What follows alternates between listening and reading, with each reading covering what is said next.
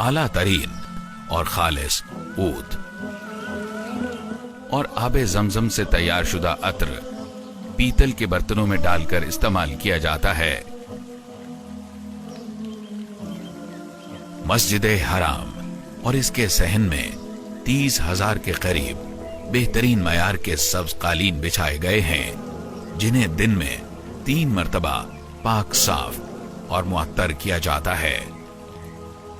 हरम के कालीन धोने के लिए जदीद तरीन टेक्नोलॉजी और आला तरीन मयार के आलात पर मुश्तमिल जदीद तरीन लॉन्ड्री तैयार करवाई गई है। इस लॉन्ड्री में कालीन 5 मराहिल से गुजरते हुए साफ और मुनज़्ज़ा होते हैं। पहले मरहले में गर्दो गुबार साफ किया जाता है, फिर कालीन को धोया जाता है,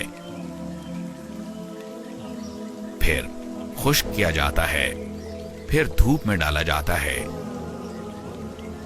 और फिर इनकी दोबारा सिलाई कर दी जाती है।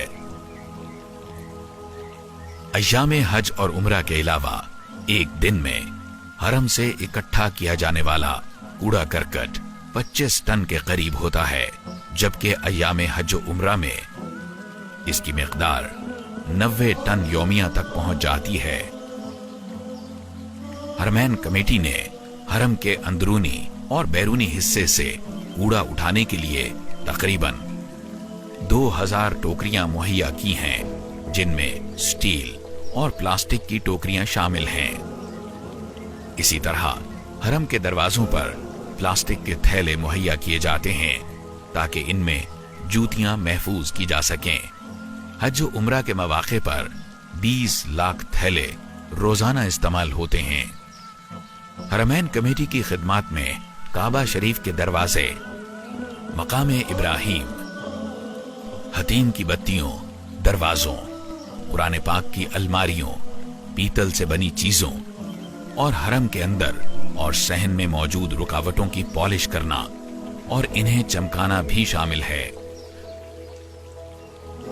खाने काबा, हजर अस्वद, मुल्तजिम और रुकने यमानी को बेहतरीन और आला किस्म की ऊद और गुलाब के पानी से तैयार करदा खुशबू लगाई जाती है।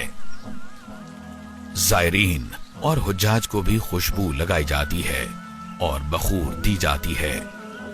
राहदारियों और कालीनों को भी गुलाब के पानी से मुअत्तर किया जाता है। इस गरज के लिए तकरीबन 2000 लीटर माहाना खुशबू इस्तेमाल की जाती है।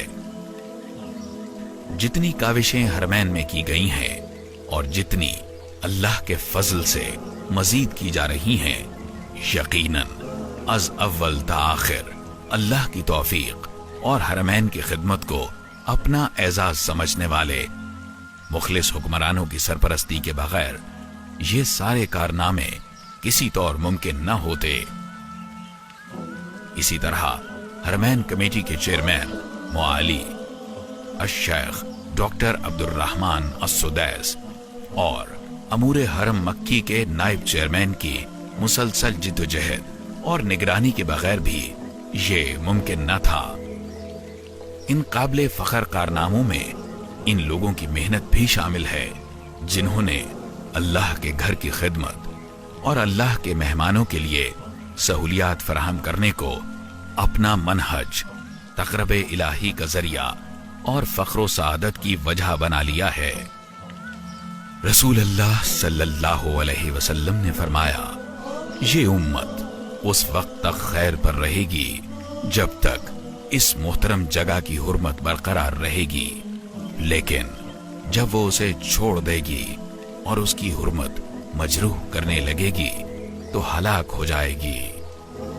इस हदीस को इमाम अहमद और इमाम इब्न माजा ने रिवायत किया है और इब्न हजर रहमतुल्लाह अलैह ने इसे हसन कहा है।